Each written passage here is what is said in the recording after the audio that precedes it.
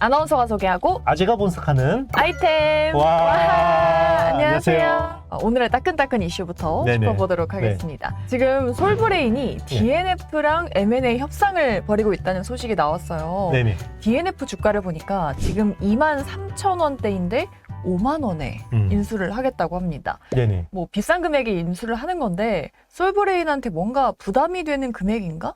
그래서 약간 지금 약세를 보이는 건가 싶어요. 네. 이 인수 소식을 어떻게 좀 해석하셨어요? 일단 DNF가 어제 시장이 되게 특이했는데 막 오르다가 훅 밀렸어요. 네. 훅 밀렸는데 요게 이제 대주주한테만 좋은 딜이다. 아. 이런 이제 이슈가 나왔고요. 주당 5만 원으로 사주는 거는 대주주 물량만 그쵸. 그래요. 경영권 프리미엄 포함해서. 아. 그래서 지금 창업자, DNF 창업자 김명훈 대표 지분이 20%가 안 돼요. 아. 요게 또 여담이 있는데 지금 레이크 머티리얼즈 있죠. 네. 거기 대표님이랑 공동 창업하셨어요. 아하. 그래서 지분율이 낮죠. 그래서 19.7%를 주당 5만 원으로 해서 한 1,140억 정도 규모고요. 오. 네, 대주주는 좋습니다. 좋겠네요. 그래서 이제 약간 어제 시장에서 후반에 밀렸던 거는 DNF의 2대 주주가 삼성전자예요. 네. 네. 그래서 삼성전자에 혹시나 자회사로 편입될 수 있지 않을까 이런 기대감이 있었는데 이렇게 되면 안 되겠다. 왜요? 왜냐하면 이제 솔브레인 인수하니까 네. 삼성전자 쪽으로는 이제 결사로 될 그러네요. 가능성이 없잖아요. 네.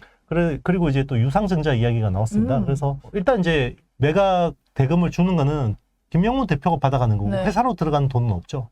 그래서 회사로 또 증자를 해줘야지 또 투자를 하고 회사가 뭔가 또 그 성장을 할 수 있기 때문에 유상증자 단행하면 기존 주주들은 희석이 되니까 피해를 보죠. 아하. 그래서 참 이게 대한민국 증시의 네. 항상 이 문제인데요. 맞아요. 대주주만 좋은 이런 것들이 좀 문제가 되고 있습니다. 아쉬운 부분이네요. 네네. 근데 솔브레인에서 지금 인수하려고 하는 DNF의 이런 사업부가 하프늄 전구체가 핵심 사업부라고 하던데, 근데 이 하프늄 관련해서 특허권을 솔브레인이랑 TCL이라는 기업이랑 같이 공동으로 특허를 낸 거라고 하더라고요. 이게 뭐 어떻게 되는 거예요? 이게 좀 그 하이케이라는 그 소재 사업부가 있어요. 여기가 이제 전구체 사업부 쪽인데 지금 그게 이제 디램, 차세대 디램, 그러니까 지금 1A라고 하면 14나노부터 많이 써야 되거든요. 네. 그리고 이제 뭐 시스템 반도체, 파운드리 이런 쪽에도 많이 써야 되는데 이 소재를 일본 소재들이 대부분 독점을 하고 있어요. 그래서 이게 TCLC라는 회사가 여기 트리캠이라고 해서 일본 회사의 이제 핵심 특허로 파기되고 있고요. 지금 이제 삼성이 받아서 쓰는 일본 회사는 트리캠이 아니에요. 아데카라는 회사한테 받아 쓰는데 아데카는 트리캠에다가 23년 올해까지 기술 라이선스를 맺고 납품을 하는 거예요. 네. 그러니까 하프늄에 대한 원천 기술은 트리캠, TCLC가 가지고 있는 거거든요. 그런데 하프늄에 대한 특허권을 보니까 이 솔브레인이 공동으로 올라와 있는 거예요.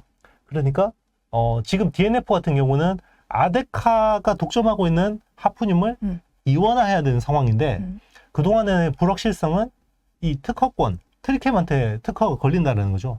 그래서 그동안에 이제 트리캠의 TCLC의 특허를 무효화하기 위해서 보시움이라는 회사가 무효 소송을 했어요. 근데 졌어요. 네. 그래서 이 특허가 강력하구나 라고 하고 있었는데 이 공동 특허권자인 솔브레인 쪽으로 인수를 되면서 이런 부분은 이제 없어지는 거죠.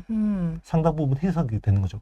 그동안 그러면 삼성 쪽은 이런데 왜 하이닉스 쪽은 문제가 없었냐면 K 그 지주사, 그러니까 옛날 SK 머티리얼즈하고 트리캠하고 합작사를 만들었어요. 그게 SK 트리캠. 거기서 납품받기 때문에 트리캠하고의 특허 이슈는 없는 거죠. 하이닉스는. 그런데 삼성은 이런 불확실성이 있었는데 이번에 솔브레인 쪽으로 이제 전구체 사업이 정리가 되면 삼성 입장에서는 이제 쓰는 큰 문제는 없는 거죠. 그럼 뭐 결과적으로는 솔브레인한테 뭐 반도체 경쟁력을 키울 수 있는 기회를 주는 거네요? 그렇죠. 솔브레인이 지금은 그 낸드 플래시에 쓰는 인산계 에천트, 그러니까 액체 케미칼류 사업을 많이 하고 있고 지금 신성장 동력으로 이제 전구체 쪽을 하고 있는데 이게 또 되게 어려워요. 그래서 전구체라는 거는 이제 증착 공정에 쓰는 이제 원재료인데요. 그런 쪽을 이제 DNF를 인수함을 통해서 이제 좀 확장할 수 있는 거죠. 알겠습니다. 솔브레인에 대한 핫 이슈 짚어봤고요. 이제 본격적으로 저희 오늘의 주제로 넘어가 보겠습니다. 이번에 엔비디아가 GH200 슈퍼칩을 선보였다고 하더라고요. 네네. 근데 여기에 HBM3E가 탑재됐다고 하는데 이게 HBM3의 다음 세대라고 하더라고요. 맞습니다. HBM3E가 그러면 3의 업그레이드 버전인 거죠? 네네, 맞습니다. 이제 그 용량도 커지고 속도도 빨라지는 거고요. 네. 그러니까 하이 밴드위스 메모리이기 때문에 계속해서 밴드위스를 높이는 게 되게 중요한데, 이제 밴드위스가 1.5배 크죠. 네. 그러니까 그 추가로 50% 더 개선이 되는 거고요. 용량은 1.7배 큽니다. 기존에 이제 H100이라는 고성능 반도체에 비해서 이게 좋아지는 거고, 중요한 거는 HBM3E는 또 SK 하이닉스하고 삼성전자가 납품할 가능성이 높죠. 근데 삼성전자는 지금 9월에 HBM3를 양산해야 돼요. 네. 근데 3 양산을 못하면 3E를 못하겠죠. 못하겠네요. 네.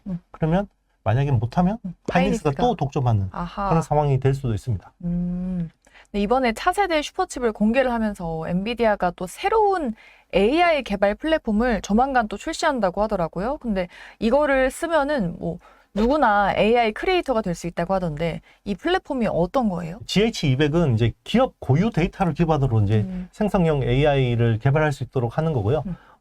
그러니까 이제 기업 고유 데이터라는 거는 그 챗GPT 같은 것들은 그 웹에 있는 데이터들 많이 끌어서 네. 쓰잖아요. 위키피디아 이런 데 쪽에 데이터들 많이 가져와가지고 쓰잖아요. 네. 그런데 기업들은 문제가 이런 데다가 챗GPT에다가 삼성전자 직원이 회사 기밀 자료를 올려서 번역하다가 이게 그대로 기밀이 넘어가죠. 누출된 이슈가 있었거든요. 그래서 기업들은 이걸 좀 폐쇄형으로 해야 돼요. 외부에 자기네들 데이터가 좀 알려지지 않게. 그런 것들을 이제 개발할 수 있는데 좀 많은 이런 인프라를 지원해주는 솔루션이라고 보면 되고요.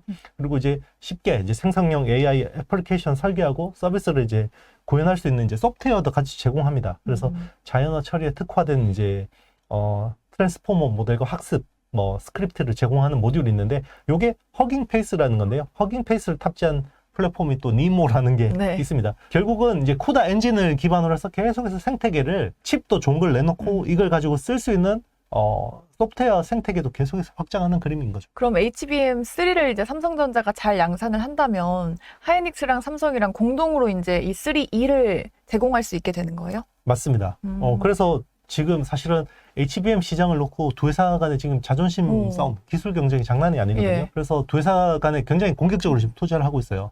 삼성도 지금 2배 투자하겠다고 했고, SK 하이닉스도 이제 엔비디아한테 돈을 받고 1조 원 정도를 받아서 네. 선수금 받아서 이제 투자를 하고 있는데, 작년 기준으로 SK 하이닉스가 50% 시장 점유율, 그리고 삼성전자가 40%, 마이크론은 10%였어요. 네. 근데 올해는 마이크론이 더 쪼그라듭니다. 오호. 왜냐면 마이크론은 준비가 안 돼 있기 네. 때문에 내년부터 본 양산이 될 것 같거든요.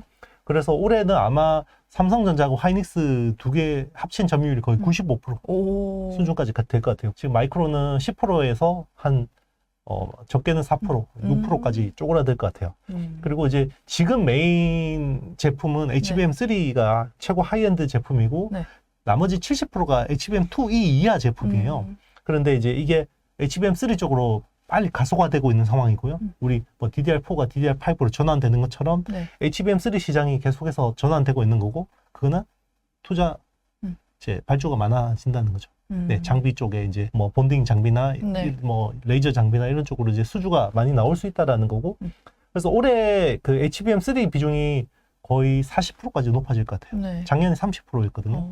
그러면 10%포인트가 추가로 늘어나는 거고, 대신에 이제 HBM2E 쪽은 이제 많이 줄죠. 50%까지 줄고, 내년에는 HBM3 쪽 비중이 60%까지 늘고요. 네. 그리고 HBM2E 이하는 25%까지 쪼그라듭니다. 아하. 그래서 그 기술 전환, 그러니까 세대 전환이 굉장히 빨라지고 있다는 거죠. SK 하이닉스가 지금 삼성전자를 계속 앞서고 있어요. HBM이랑 DDR5 그리고 낸드에서도 지금 앞서고 있다고 하는데, 업계 최초로 300단 이상 개발 진행 사실을 공식화했다고 네네. 하더라고요. 그럼 하이닉스가 또 한 걸음 더 치고 나가는 거죠?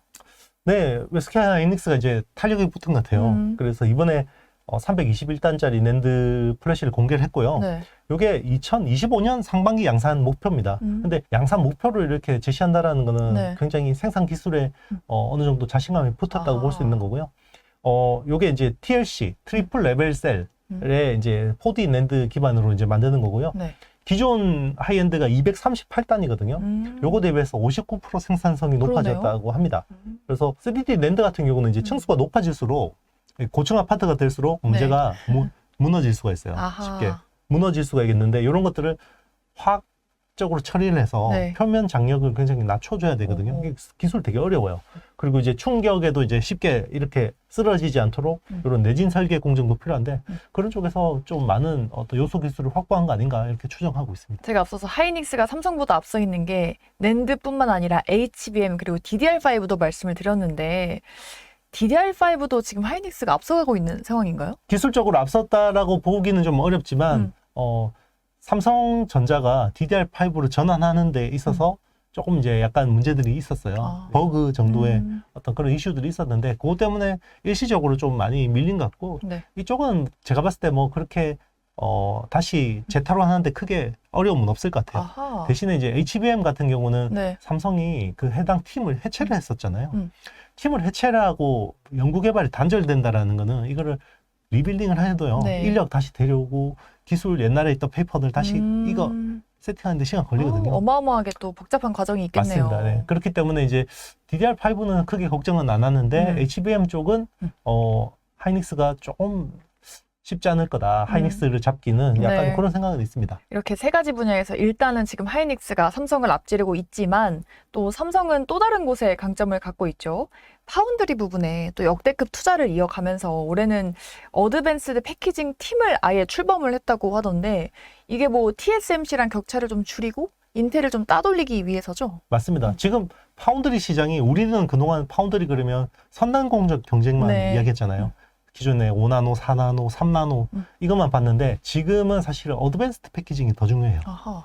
왜냐하면 지금 엔비디아나 AMD나 다 2.5D 구조거든요. GPU하고 HBM 아파트가 두 개 위에 있고 밑에 실리콘 인터포저로 이렇게 연결되는 구조. 이걸 2.5D 구조라고 아하. 하거든요.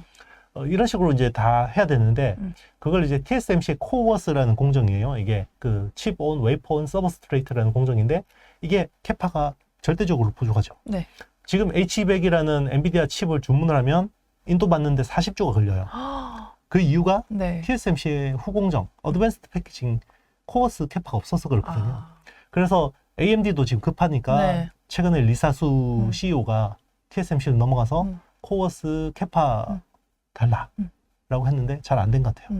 그러면 이걸 대안은 삼성밖에 없죠. 그래서 선단 공정은 삼성이 이제 4나노 HPC 쪽으로 잘 하고 이거를 어드밴스드 패키지까지 턴키로 해주는 거를 할 수 있는데 문제는 이제 어드밴스드 패키징에 대한 어떤 경험이나 기술이 네. 없다는 거죠. 삼성이 좀 부족하다는 거죠.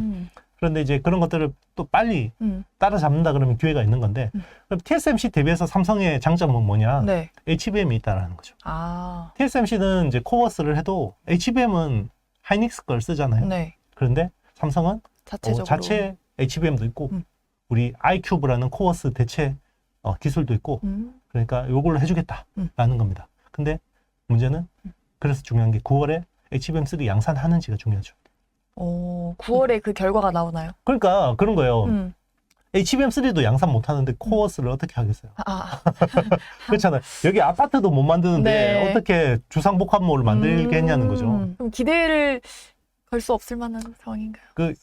어쨌든 단기적으로는 그게 약간 단기적으로. 중요한 건데 이번에 안 되더라도 삼성은 계속해서 기술 진보를 할 수밖에 그렇죠. 없죠. 투자를 많이 또 했으니까. 네, 그렇죠. 근데 이제 우리 투자자들은 항상 네. 마음이 급하니까. 맞아요. 맞아요. 그러면 삼성 파운드리에서 뭔가 중요한 포인트는 이제 9월에 HBM3 양산이다. 아하. 라는 겁니다. 그러면은 그게 만약에 성공을 한다면은 삼성이 TSMC를 뭐 추월할 수도 있겠네요. 그렇죠. 추월하고 투자를 또 엄청 하겠죠. 오호. 왜냐면 수주를 받아오는 거니까. 네. 엔비디아나 AMD 칩의 생산 수주를 받아오면 어드밴스드 패키징은 더 공격적으로 투자해야 될 수 있죠. 그러면 거기에 밑에 있는 후방 산업 생태계, 소재, 부품, 장비 네. 쪽은 굉장히 이제 더 좋아지겠네요. 네, 좋아지는 거죠. 이렇게 좀 파운드리에 역대급 투자를 하면서 승부수를 던지는 삼성전자, 그리고 이제 HBM이나 뭐 DDR5 이쪽에서 앞서고 있는 하이닉스랑 이제 경쟁이 이제 기대가 되는 상황인데 둘 다 너무너무 좋은 기업이고 우리나라 또 국민주라고 할 수 있지만 대표님께서 약간 조금 더 마음이 네네. 가는 뭔가 손을 좀 들어주고 싶은 기업이 있을까요? 제 투자 성향으로 보면 덜 오른 삼성전자가 오. 좋을 수도 있어요. 네. 그런데 모멘텀으로 본다 그러면 지금 오히려 하이닉스가 좀 더 낫지 않나. 왜냐면 HBM3 쪽으로 뭔가 계속해서 독점적인 위치를 가져간다 그러면 아하. 내년에 양산될 HBM3도 독점할 가능성이 높아지는 거거든요. 그러면 그게 강한 모멘텀이 될 수 있습니다. 네. 하이닉스 승! 네, 뭐 투자 네. 스타일이에요. 네. 저도 뭔가 눈이 가는 하이닉스입니다. 참고를 해보도록 하겠습니다. 네, 아이템 오늘은 여기까지고요. 저희와 함께 더 하고 싶으신 분들, 유익한 정보를 또 얻어가고 싶으신 분들은 좋아요, 구독, 알림 설정, 댓글까지 많이 부탁드립니다. 여러분, 안녕. 안녕.